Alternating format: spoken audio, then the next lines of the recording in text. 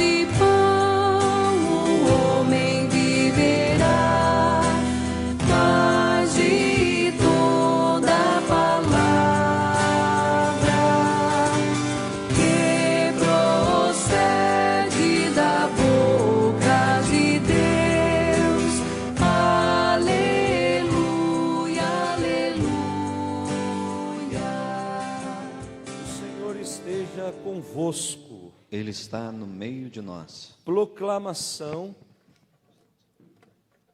do Evangelho de Jesus Cristo segundo Mateus. Glória a vós, Senhor.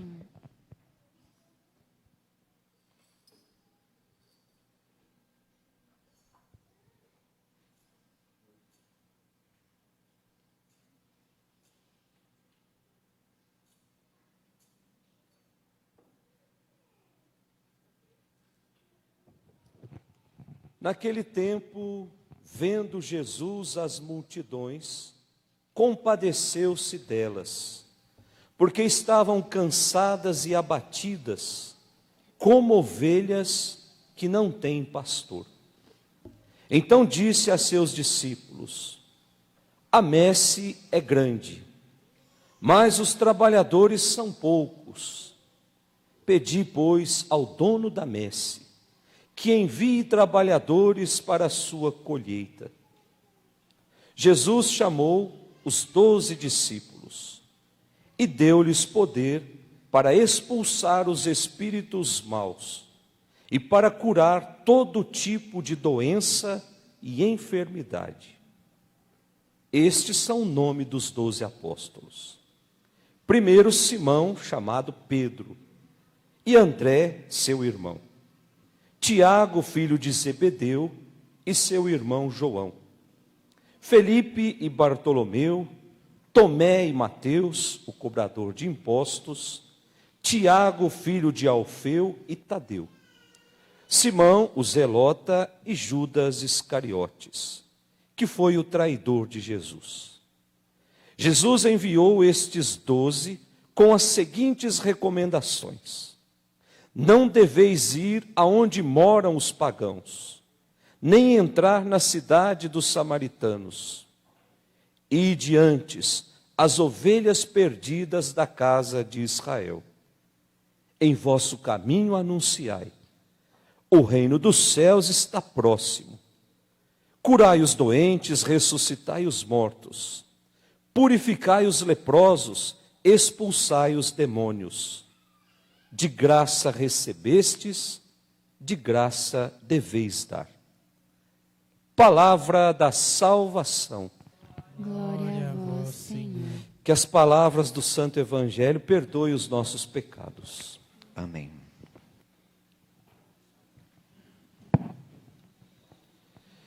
Caríssimos irmãos que nos acompanham pelas redes sociais, caríssimos irmãos aqui na Igreja Matriz, nós voltamos à nossa caminhada de tempo comum.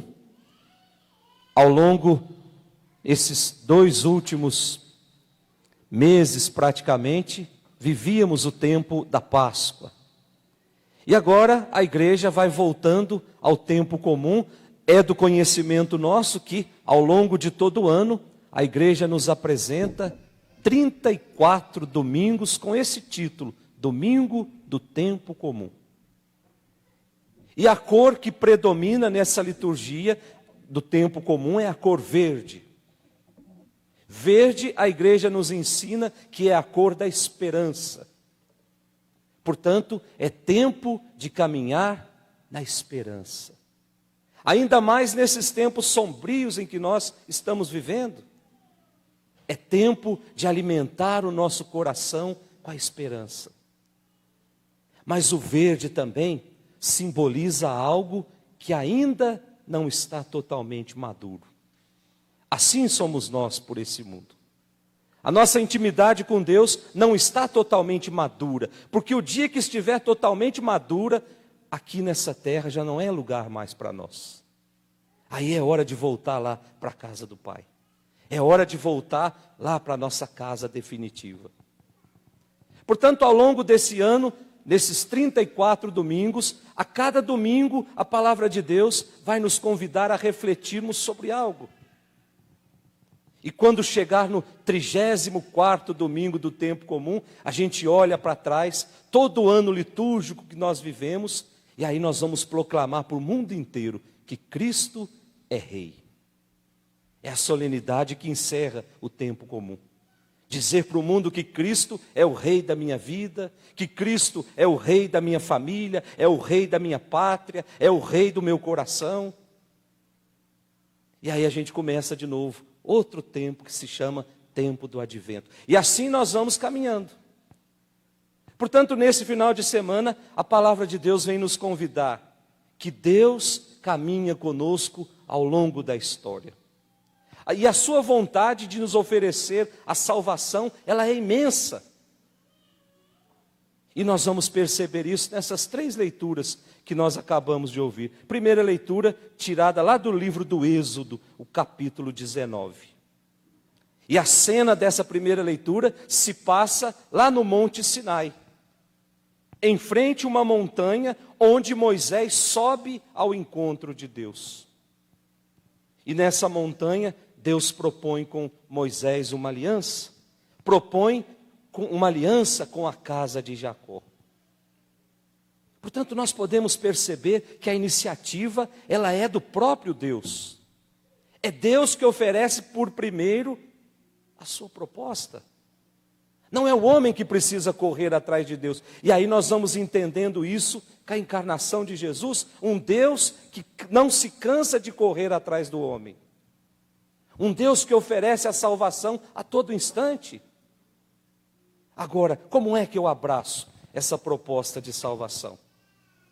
Ainda na primeira leitura, lá no versículo 4, Deus faz referência ao passado, faz referência à libertação do Egito, a presença e a assistência amorosa de Deus ao longo da marcha pelo deserto. Como vos levei, como em asas de águia, diz a primeira leitura. Tudo isso resulta do compromisso que Deus assumiu com Israel antes mesmo de Moisés receber as tábuas da aliança. E no versículo 6 da primeira leitura, ele faz referência ao futuro. Portanto, olha o passado, vos carreguei como se carrega em asas de águia. E agora faz referência ao futuro. Vós sereis uma nação santa. Se o povo se comprometer com Deus, Deus oferecerá uma relação, em troca dessa relação, uma espécie de santidade para o povo. Será, portanto, um povo eleito. Olha que coisa bonita, gente. Mas também, diz o Senhor, será também um reino de sacerdotes. Ou seja, um povo cuja missão é testemunhar o amor de Deus no meio do mundo. Então, meus irmãos, o sentido fundamental do êxodo, da saída do povo para tomar posse da terra prometida, não se resume apenas nessa saída da escravidão para a libertação, mas é a construção de uma nação capaz de ser testemunha fiel do amor de Deus no meio do mundo. Mas nós sabemos que isso não é fácil. Como testemunhar o amor de Deus no meio desse mundo? Quando nós nos deparamos com a violência, quando nós cansamos de ver atos de corrupção, quando nós nos deparamos com a injustiça, como ser sinal do amor de Deus nesse mundo? Tanto é verdade, essa inquietação perpassa pela história. Lá no século XVIII existia um filósofo chamado Friedrich Nietzsche, que nem acreditava em Deus. Ele dizia: Deus está morto. E afirmava com muita veemência. E a partir dessa primeira leitura, nós encontramos um Deus que está empenhado em caminhar ao lado do seu povo. Um Deus que está empenhado em criar família, em criar comunidade. Será que não é o homem que está apostando em outros deuses, a ponto de matar Deus aos poucos?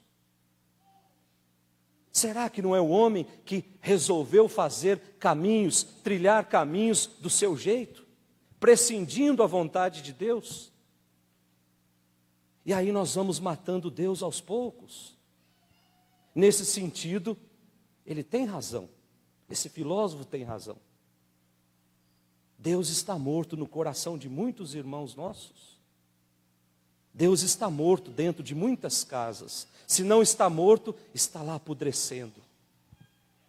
Porque os relacionamentos já não são mais sadios. Porque a convivência se tornou insuportável. Eu não consigo mais olhar para minha esposa, olhar para o meu marido com os olhos de Deus, então eu vou olhar outras coisas no mundo. E aí eu vou matando Deus dentro da minha casa. Ou eu vou impedindo a ação de Deus na minha família. E nós sabemos que por onde Deus passa, Deus deixa marcas profundas. Nós não podemos criar essa cortina de fumaça e impedir que o nosso coração veja as marcas que Deus deixa na nossa história. Por isso nós precisamos o mais rápido possível reassumir o nosso compromisso. Nós fomos feitos para o céu. Se a minha pátria é o céu, o que me impede de viver o céu aqui nessa terra? Cada passo que eu dou nesse mundo é um passo mais perto do céu. Porque eu não posso transformar os passos desse mundo no céu. É isso que Jesus vem dizer, nós precisamos criar o céu aqui nessa terra. E aí ele diz, o reino de Deus acontece dessa forma. Quando eu não permito que as forças do mal dominem a minha família, dominem o meu comportamento. E aí a gente já olhando a segunda leitura, a carta de São Paulo aos Romanos, o capítulo 5, que Paulo vem falar de justificação. Afinal de contas, gente, eu tenho uma irmã que é evangélica, ela sempre vem falar para mim de justificação. Uma vez eu perguntei para ela o que era justificação, ela não sabia responder. Mas afinal de contas, nós católicos sabemos o que é justificação? Para muitos a justificação é só quando eu não votei, depois eu vou lá justificar porque eu não votei.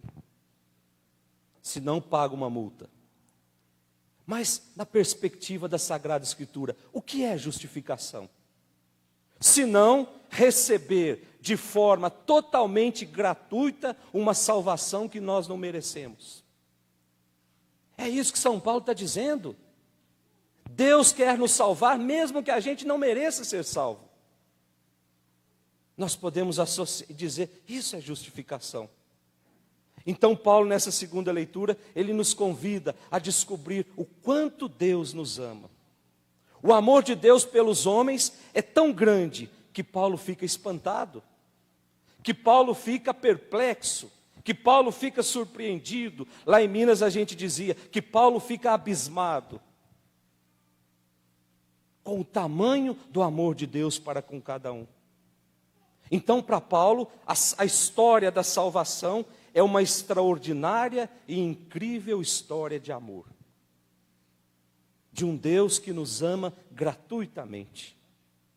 E o homem, contando apenas com suas forças, ele jamais conseguirá entender ou conseguirá superar as situações de escravidão em que ele vive. Ele jamais conseguirá superar o egoísmo. Ele jamais conseguirá superar o pecado em que havia caído. Então Deus enviou o seu Filho ao mundo, e Ele ofereceu a sua vida até a cruz, para que pudéssemos perceber que só o amor gera a felicidade, que só o amor gera a vida. E dessa forma, diz Paulo, Ele salvou o homem da escravidão. Ele salvou o homem do pecado e ofereceu de forma gratuita a salvação. Até aqui a gente compreende, mas aí São Paulo dá um passo além. O que mais nos chama a atenção é que ele fez tudo isso quando ainda éramos pecadores, diz São Paulo. Então, do ponto de vista da lógica humana, é praticamente incompreensível. Morrer por alguém que a gente ama muito é até compreensível. Basta olhar as nossas mães, se for preciso dar a vida pelos filhos, elas dão sem pestanejar. Mas São Paulo diz, seria até aceitável isso, mas morrer por alguém egoísta, morrer por alguém orgulhoso, morrer por alguém arrogante, é praticamente impossível. É aqui que nós medimos o tamanho do amor de Deus para com cada um de nós. Foi exatamente por esses que Ele deu a sua vida.